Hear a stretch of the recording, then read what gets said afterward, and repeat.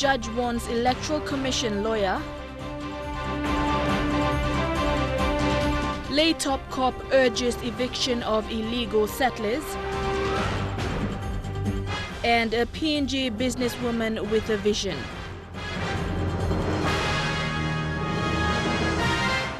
This is National EMTV News with Helen Sayer. Good evening and welcome to Wednesday's news.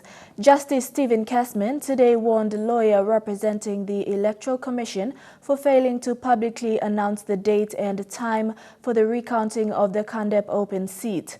Justice Casman said this had prompted open member Don Pollier to file an urgent stay application based on assumptions. He has listed the matter for hearing next week Monday on 2 urgent applications filed by Pollier to stay the recount. Justice Casman has warned that the uncertainty of when the recounting will start had forced Pollier to file urgent applications for a stay. He said the Chief Electoral Commissioner needs to announce publicly for the people of Kandep to be aware of the timing of the recounting, and also it must be made known to the parties involved, which are Don Pollier, his runner-up in the 2012 national election who filed the election petition case, Alfred Manasseh, and the Electoral Commission.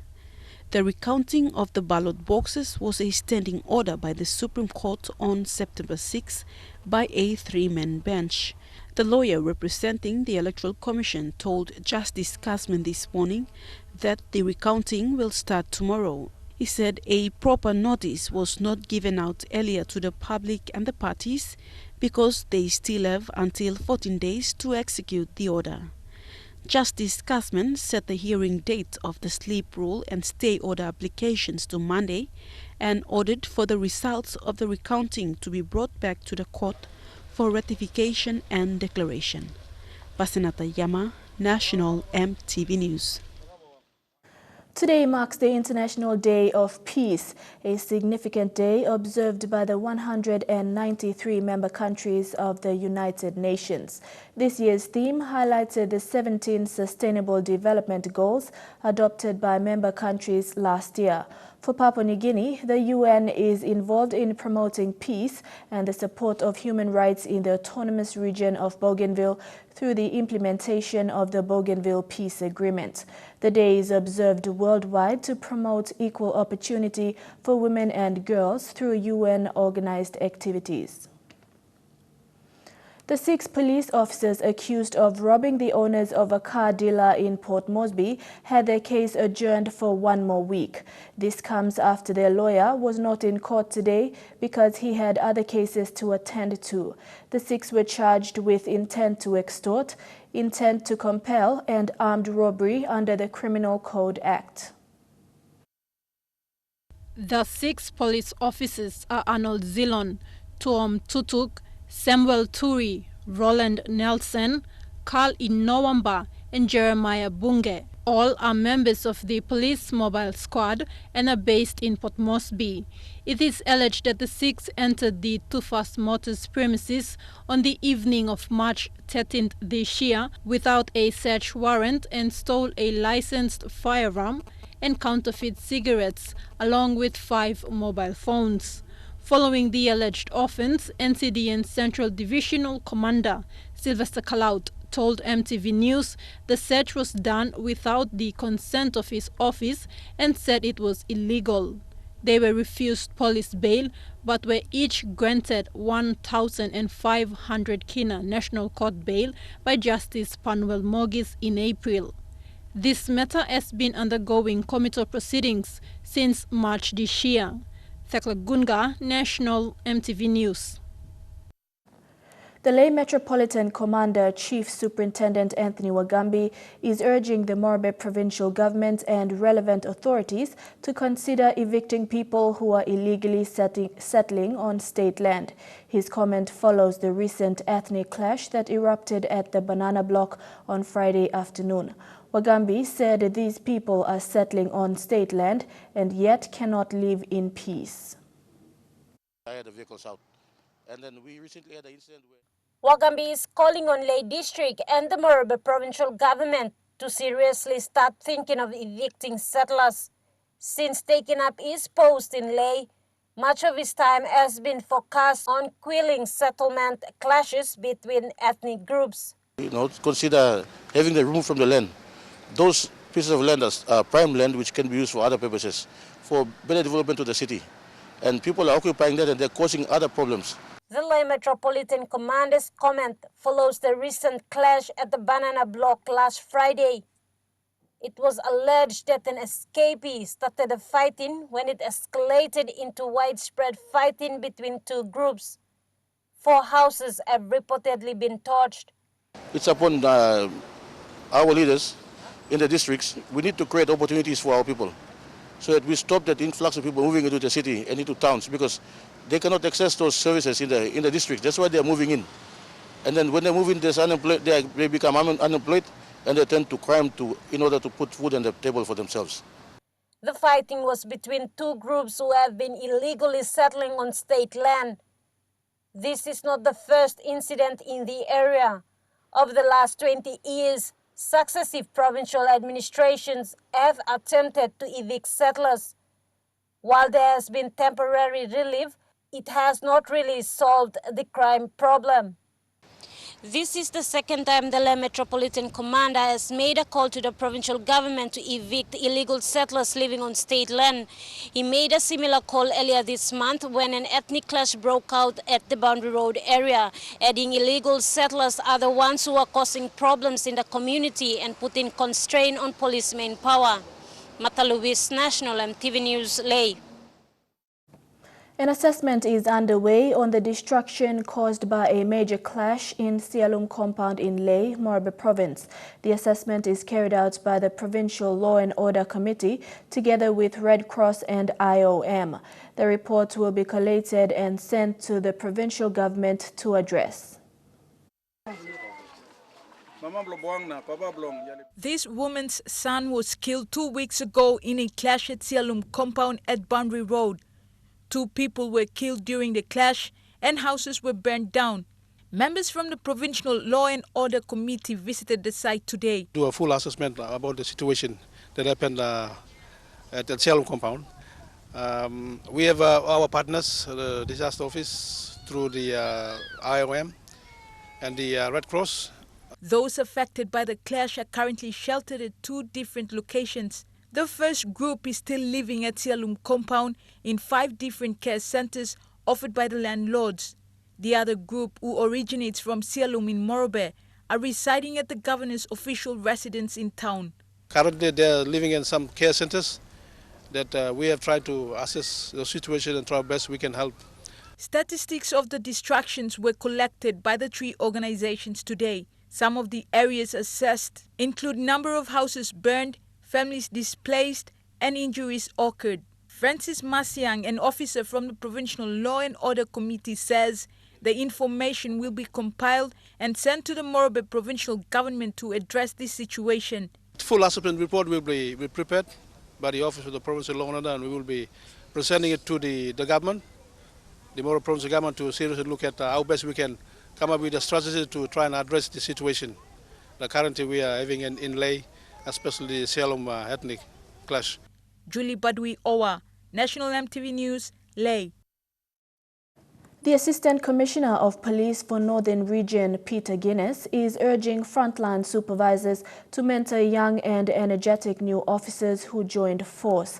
Guinness says every pass-out from the police college must be guided and coached by the superiors in their respective police stations. He said many of the probationary constables were not mentored and trained properly, and as a result, they do not conform to the expectations of the constabulary. The ACP made this point when officiating at a week-long competency acquisition program workshop this week. Among stories after the break, the new Vice-Chancellor for the University of Natural Resource and Environment takes up his new post. Stay with us.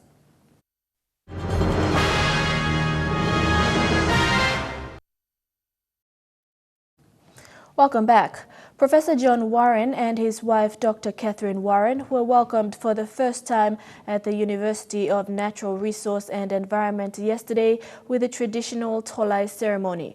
Professor Warren, a botanist at Aberystwyth University in Wales, United Kingdom, was recently appointed by the PNG National Executive Council as the new Vice-Chancellor to head the university. His appointment follows a series of dissatisfactions between students, staff and the administration over ill management of the university.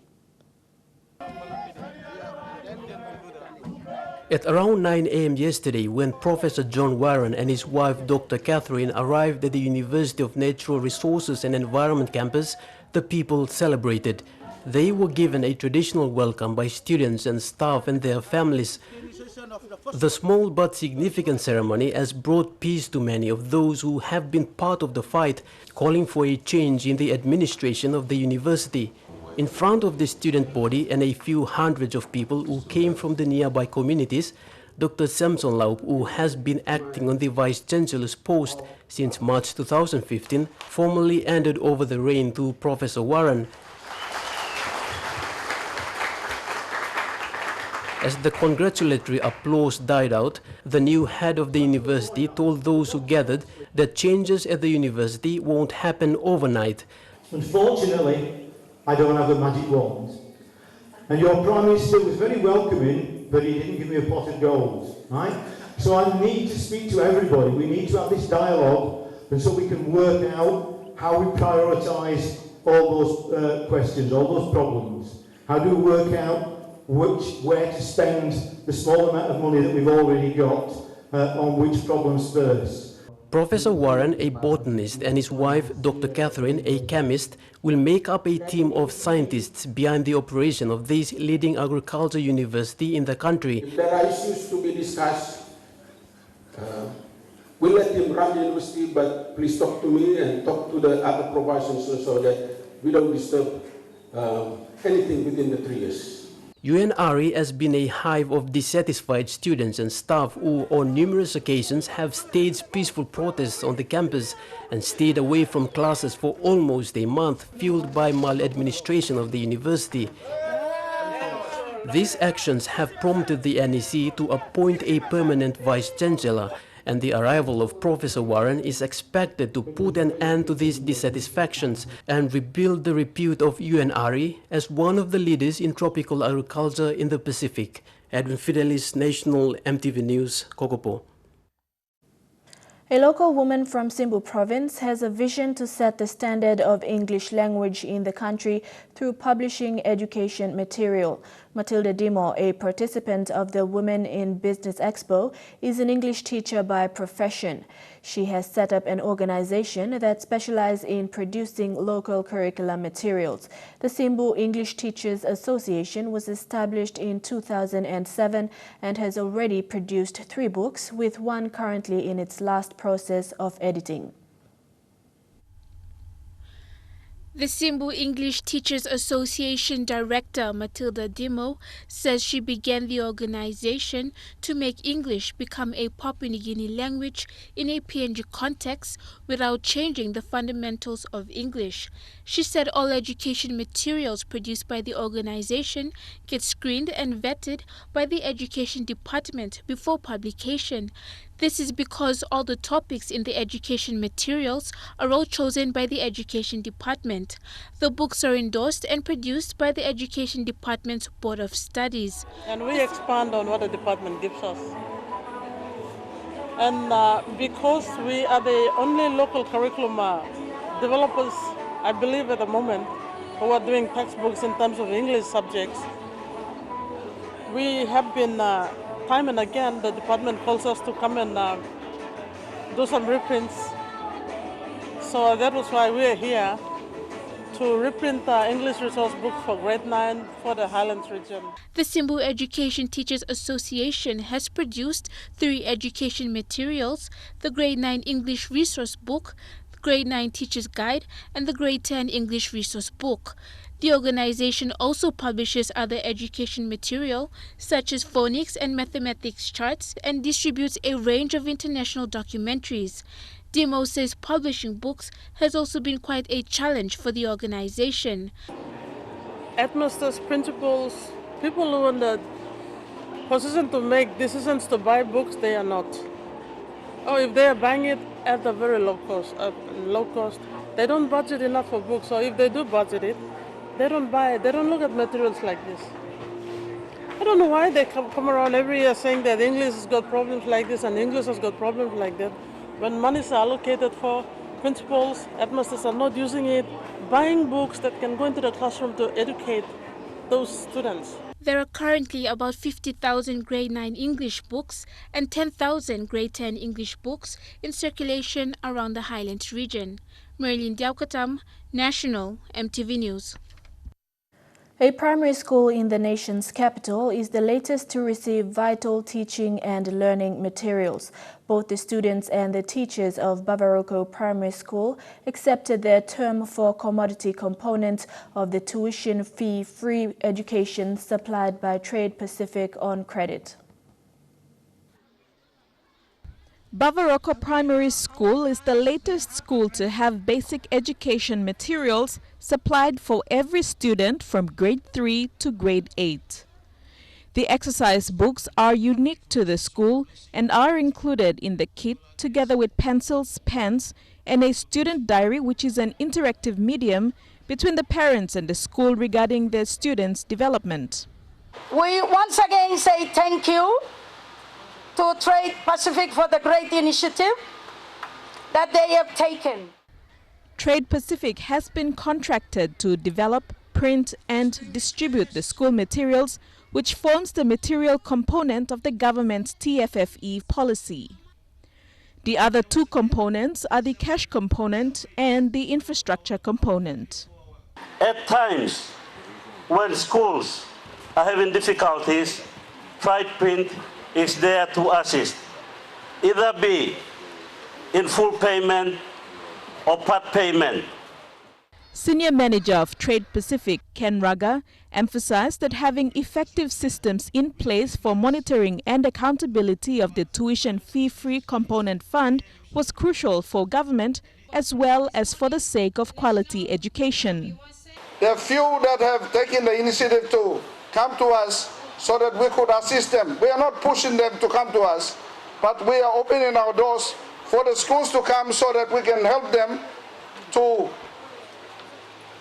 in-service them on a kind of system that we can help the teachers to deliver the materials to the students in the classroom.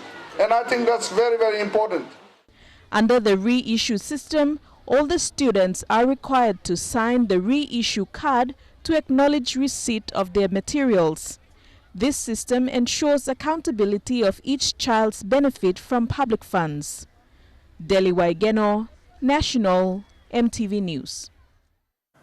Koki Primary School is one of several schools in the nation's capital to embrace the Water Sanitation and Hygiene Program, otherwise called WASH. Deliberating on this concept, a motivational speech was organized today by Anglicare to empower students and promote healthy living. Eric Harupma with this report. The Anglicare PNG Child Protection Team visited Koki Primary School this afternoon after visiting Kilakila and Kaugere Primary School during the week. The intention was to give motivational talks to students as part of the youth development campaign to protect children's rights and promote healthy living. National Development Bank Investment Chief Executive Officer Desmond Yaninen, speaking as a motivational speaker, challenged students to be an asset in life. I shared with them the road to success, ROAD, respect, obedience, taking action and being determined. Anglicare Child Protection Team leader Priscilla Key said, giving motivational speech to students will empower them to be successful in life through healthy living. The program was initiated in 2014 by Anglicare and supported by the OSAID. Motivational campaign that we are doing this month in the Mosby South schools is the theme of the motivational campaign is proper cultivation of the mind releases the inherent potential in a child. If we create the right environment conducive for the child to grow up in, eventually that greatness that is in the child, it will emerge. Like other schools in NCD, Koki Primary School has embraced this concept and implement it through its WAS committees. My group consists of 45 members. I have about 15 teachers, both the elementary and the primary, and 30 students. My students are all class captains of each class, which have tended to be the prefects of the school. They encourage students to wash their hands after using the toilet, disposing rubbish in bins, and cleaning the toilet. The team will visit Daugo in Fisherman Island and St. Francis Primary Schools during the week. Erika Rupma, National MTV News. And now looking at our finance news, the kina closed unchanged at $0.3155 in the interbank market. At Bank South Pacific, your kina was buying $0.3080 $0.4045 Australian dollars, $0.2731 euro, and 30.97 Japanese yen. Looking at commodity prices at New York close, coffee and copra closed higher, while gold and cocoa closed the day lower. Copper closed lower, palm oil and crude oil closed the day higher. And on the stock market, the Dow Jones closed at 9.79 points higher, the ASX is trading at 34.33 points higher, and the All Ordinaries is trading at 30.78 points higher. Ahead in the news, the opening of 4 grade 8 classrooms in Lae, new Friendship High School in Medang, and developments in Alotau. Stay tuned.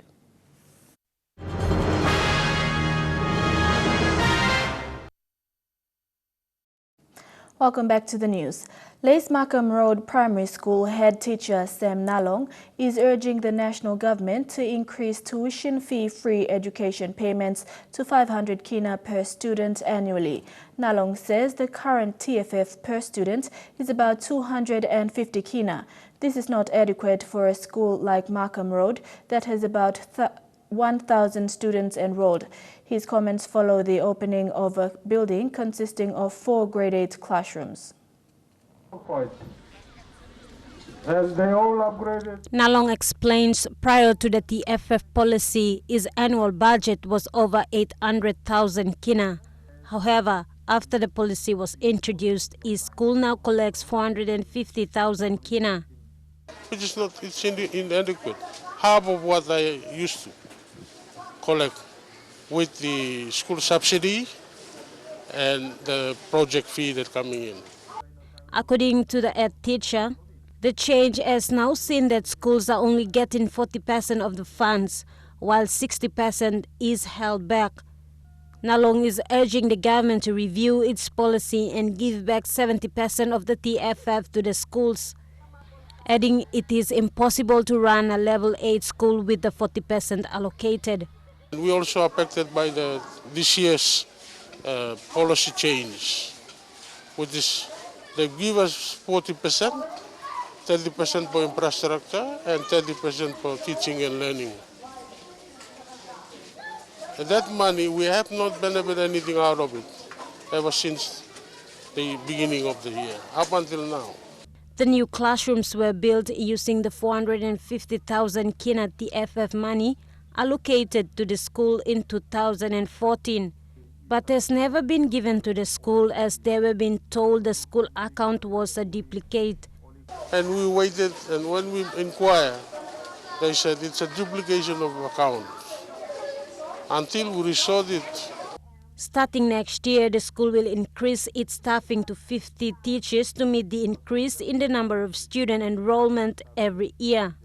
Mata Luis, National MTV News, Lae. People of the Sumgilba LLG of Medang Province are grateful towards the Medang Governor, Jim Kass, for delivering a high school to their children. Students attending high school are currently walking miles to get to either the Malala Secondary School or they cross the sea to Karkar High School on the island. This high school, built on Garum in Mangem, was named as the Friendship High School. Rachel Shise reports. Leaders of the different wards of the Sumgilba LLG gathered at the location where the school is to be situated on a hill of Garum village in Mangem of Medang province. They each took turns to express their gratitude towards the Medang Governor Jim Kass for delivering this high school service. The emotion of some clearly expressed the relief of finally having a high school closer to their children. Hello, office floor member. You know, I will knock knock. Many plus about man come up member, but me no cycle office. Children of the Sumgilba LLG have only 2 high schools, the Malala Secondary School, which they have to walk miles to get to, and the Karkar High School, which is across the sea. Therefore, securing a spot in one of these 2 high schools is a tough struggle. I think 5 pla or 3 pla, 2 pla, or ama 6 pla, also we go long high school. Now all get up long, them also stop on place. The official groundbreaking ceremony of this 5 million kina school was done by Governor Kass, with the actual school yet to be constructed. We believe we by putting first 6 in 1, 6 pla classroom, and we need long 1 pla house kappa. The governor explained that the school will have certain guidelines to prevent misconduct by students and abuses to the properties to promote its success. One time school you hope, Bami play doctor long lay him down or laws long one kind passing or sumatin behind him. Governor Kass went on to mention that as part of the Manam Care Center's closure plan, the volcano-displaced Manam Islanders children at the Mangem Care Center will also be attending this high school until such time they are resettled. Online long care center all by using long 1 or 2 black Christmas, na time all kirap na go, and more service by stop long ground, long benefit from all host communities. Rachel Shise, National EMTV News, Madang. The 2016 Demographic Health Survey being carried out in the country will be used to develop a scorecard on services delivered by the current government. National Planning Minister Charles Abel says the survey will be used as indicators to identify where improvements can be made. MTV journalist Jack Lapava Jr. spoke to Minister Abel recently and filed this report. Speaking in Alatau, the National Planning Minister said the Demographic and Health Survey will pave a path for the government in allocating the right type of services where it matters most. Minister Abel said results will vary but will show how best the current government has performed in its key priority areas. So we're able to produce a bit of a scorecard that what is happening in terms of maternal mortality, infant mortality, school attendance, disease prevalence, and of course Human Development Index is what I'm trying to produce early next year to demonstrate what progress the country is making or not making. In Alatau, the survey is into its 2nd week, while other provinces around the country have completed the week-long workshop. The Planning Minister says PNG must understand where it's placed and how best it can use its resources in a sustainable manner. For now, we are trying to develop a system that is producing a scorecard, and our government, through the Demographic Health Survey, the recently updated GDP statistics, or the national accounts, through the business survey, which is the 2nd round going on now, we want to produce next year, early next year, some up-to-date indicators. Despite funding constraints being an issue for this government, Minister Abel is confident results in education and health will drive a way forward in helping PNG improve its Human Index score. Quietly confident with our school attendance going up, our life expectancy increase, our GDP increase, that the Human Development Index of Papua New Guinea will increase quite significantly as when we get the information up to date in 2015. A report will be published once all the demographic and health survey programs are completed around the country. Jack Lapava Jr., National EMTV News. Meanwhile, Minister Abel said ward councils will receive direct funding in 2017. He added that this intervention is to see the lowest level of government function under the supervision of the Ward Development Committee. The plan will be executed before the 2017 general elections. We want to start to invest funding into ward bank accounts, so that WDC, Ward Development Committee, can look after those minimum services at this level. doesn't mean that the district has to control all the funding.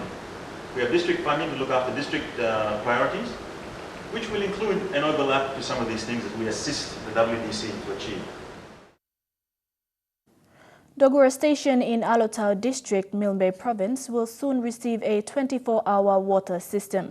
This follows the installation of a new powered bore pump purchased by the Alotau District. Schools, churches, health centers, including nearby Dogura communities, will benefit from the water project. Dogura Station and other parts of Alotau District were hit hard by drought in the past 14 months. Chukai Sports is next. The non-availability of NRL players selected for the PNG Prime Minister's 13. Details when we come back.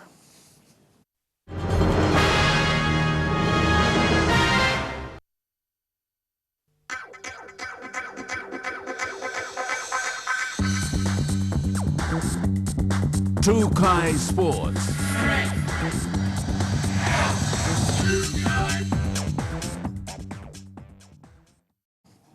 Welcome to Chukai Sports. PNG NRL players David Mead, Nene McDonald and Bulldogs bound Reese Martin will not be taking part in this weekend's PM's 13 clash. This was made known by PNG PM's 13 coach Michael Marum at the National Football Stadium. They pulled out because of their recent signing with other NRL clubs. Mead will move to the Broncos, McDonald to the Dragons, and Martin will join the Bulldogs. And we respect the decisions not to come up and play because they're shifting, joining new clubs too. But they're concerned about their future with the NRL sides. Coach Michael Marum still remains confident with the team he has to work with. We got the players here, so we're playing at home. And we got believe in the team we got already. 6 players from the SP-PNG Hunters have been named in the team, and Marum says they will be using their experience from the Interest Super Cup to lead the team. The boys from the Hunters should probably, with the experience and also knowing how to play together, probably we're looking at making sure they take the lead on Saturday. Yeah. Marum said everything is going well with the game plan hinged on the late Tigers combination of Noel Joel and Kalas Mafu working with Hunters Ase Boas and Warutovo Puara Jr. Make sure keep some combinations there because you can't just completely have a new team and without combinations. That's why we got the Uka there from Ley and halfback there from Ley. They got the combinations there. Over the last 2 years already, they've both been with us in the camps already, in the Hunters precision camps. The team captain will be named on Friday before the Saturday match at the National Football Stadium in Port Moresby. Elijah Levet, National EMTV Sports. Former Hunter and current Blackhawks forward Willie Minoga is back in the country for the Prime Minister's 13 clash. The freight train was in training yesterday at the National Football Stadium with the PNG team. The experienced Wapenamanda player says it's great to be back under the guidance of coach Michael Marum. I'm so excited to be in PNG, to represent my country, so I'm looking forward to this game. He said he's happy with the inclusion of new players from the Intercity Cup and says they have picked up over the past few days. I'll just work on some defensive set, and so I told them about what I know about the game. So I know they are really aware of that, so they're going to do well on the game. Minoga was excited to be included in the PM's 13 team after having an outstanding season with the Blackhawks. He spoke highly of the Hunters players. It's good to be back on to the boys and get around. Yeah, they all welcome me, and so they've been good to me. Yeah, so we are good. Making his debut and someone who is sure to add depth to the team is Hunters fullback Blender Bavu, who was shocked when he found out he was named. Actually, I had a few tears of joy, and for making up this big representative football, playing for my country, and of course, I'm grateful for my family for being supportive throughout the season.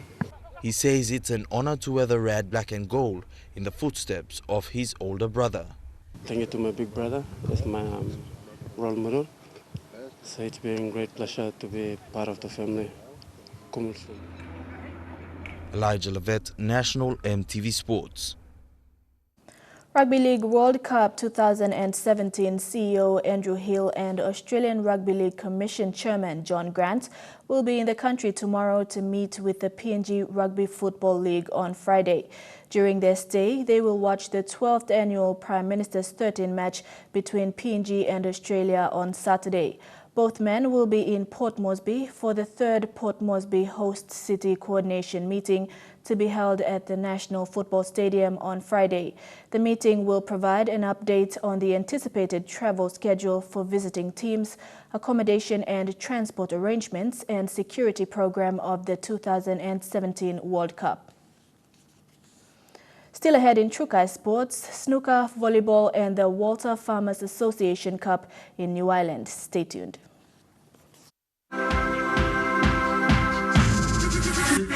Trukai Sports. Welcome back. One mistake on the last red in the final frame by champion Du John Fong cost him a record 9th BSP national snooker title against Marcus Ning in Port Moresby over the weekend. Ning raced to a 4-1 lead in the best of 9 frames in the final of the men's snooker titles in front of a crowd at the Lamana Q Club. Fong won the first frame 60-22, while Ning won the next 4 comfortably and needed to win the 6th frame. Fong had momentum and was leading with the last red to play and the black before going on to the colors to win comfortably.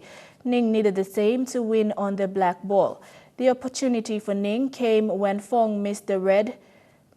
Ning potted the red, then the black, and cleaned the table to win by 5 points, 62-57, to win his first ever PNG national snooker title. PNG Volleyball Federation plans to promote the code of volleyball nationwide due to the lack of participation in events such as the National Championship. Newly elected President Kila Dick made this remark after observing the recent National Volleyball Championship. He hopes to make a difference in his 4-year term. Diniros Raiko reports.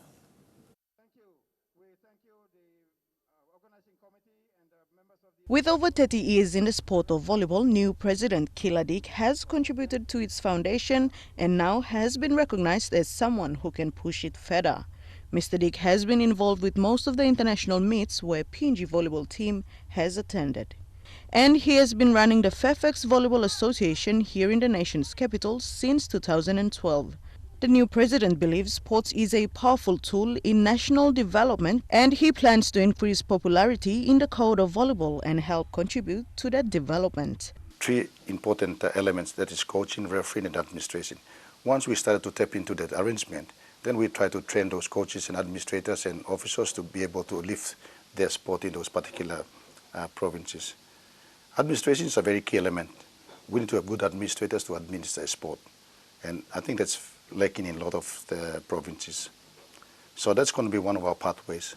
Meanwhile, there's still so many issues to address in the code, and the new president said, firstly, he plans to reach out to other parts of the country where volleyball is not popular, as it is a friendly sport that encourages respect and everyone's involvement. One of the things that I'm now looking at is to inbuild the spiritual development of our players. I guess that has been lacking in the lives of many of our volleyballers and many of our sports in the country, is to build the importance of sports ministry, using God as a tool for change. Before concentrating on international events, Kila Dick plans to utilize his association Fairfax to implement outreach into other parts of the country. I've come up with some plans and I hope that I will offer these plans to our new executive, and Governor being a patron of PNG Volleyball Federation, he has been always talking about the corporate plan, so that's one of our immediate actions, is to put together a corporate plan how best we can be able to go out to other provinces. Diniros Raiko, National EMTV Sports. A WFA Cup in the Central New Ireland local level government of the Namatanai electorate ended on a high note during the country's 41st independence anniversary. Despite brief showers early in the day, traditional sing-sings and various sporting activities were the highlights of the day.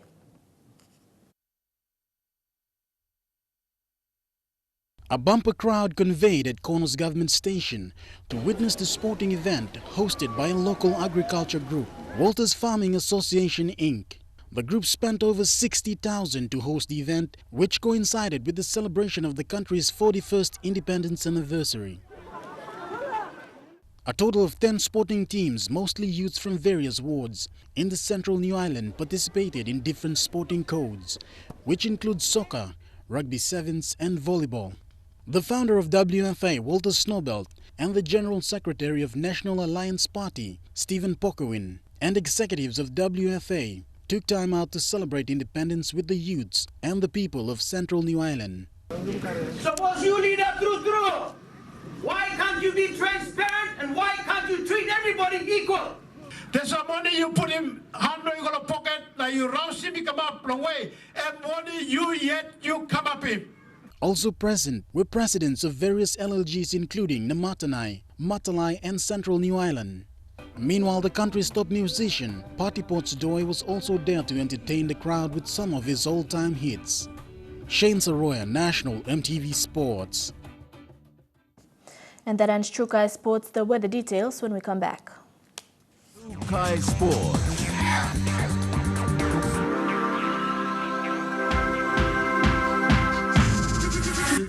True Kai Sports.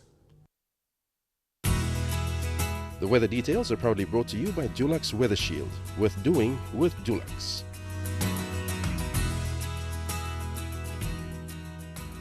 Your weather forecast for tonight and tomorrow: in the southern region, a shower or two tonight in Port Moresby, fine weather in Daru and Popondata, a shower or two with thunderstorms in Kerema and thundery showers in Alotau. In the Momase region, a shower or two in Ley, fine weather in Medang and Wewak, and mostly fine in Vanimo. In the islands region, fine weather in Lorengau, Kavieng and Kimbe, thundery showers clearing in Kokopo and Rabaul, and a shower or two in Buka.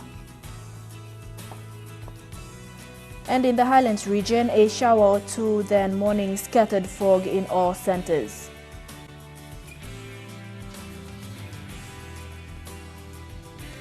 Forecast for small ships for the next 24 hours.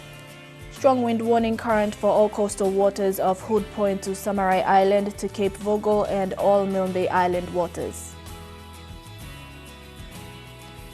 Waters of southern PNG Indonesian border through Torres Strait and Daru to Kiwa Island to Kerema, to Yule Island to Hood Point to Samarai Island, and with waters of Finchhafen through Vitia Strait and Siasi Island to Long Island, seas of 0.5 to 1.5 meters.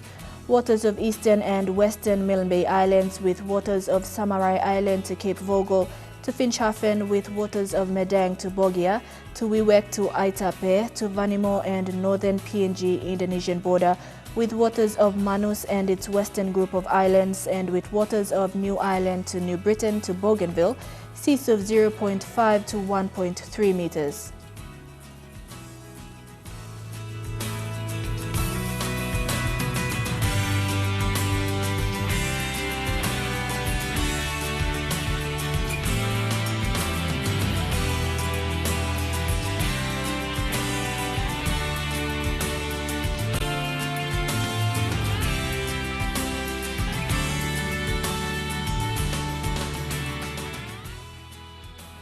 Ocean forecast for PNG areas: in the Coral Sea, seas moderate with easterly winds at 15 to 20 knots.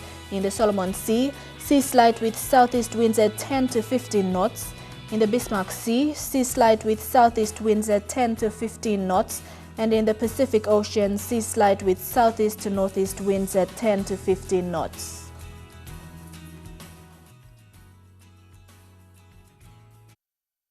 The weather details are proudly brought to you by Dulux Weather Shield. Worth doing with Dulux. Now recapping our main stories for tonight. Judge wants Electoral Commission lawyer. Late Top Cop urges eviction of illegal settlers. And PNG businesswoman with a vision. And that's the news, sports and weather for tonight. On behalf of the entire news team, I'm Helen Sayre. Pleasant viewing. Good night.